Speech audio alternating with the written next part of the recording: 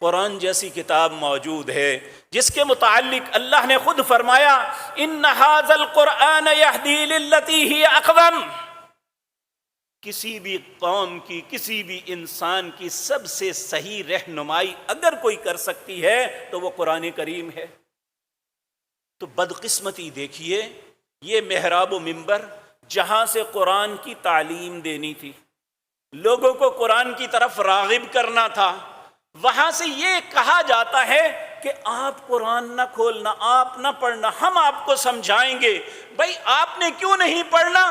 قرآن ایک مشکل کتاب ہے، اس کو اتنے علوم پڑھیں تو پھر اس کو حاصل کیا جا سکتا ہے۔ تو پھر اللہ نے جو کہا ہے ہم اس کے متعلق کیا کہیں گے؟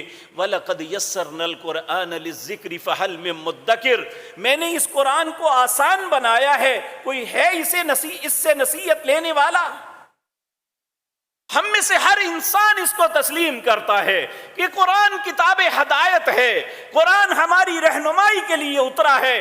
اور میرے بھائیو یہ بات ذہن میں رکھے، ایک شخص اس نے ایک جماعت بھی نہ پڑھی ہو، آپ دیکھیں وہ دنیا کی کتابیں اس کے سامنے رکھیں وہ نہیں پڑھ سکے گا، لیکن اگر وہ تھوڑی سی کوشش کر لے گا اللہ قرآن اس کی زبان پہ جاری کر دے گا۔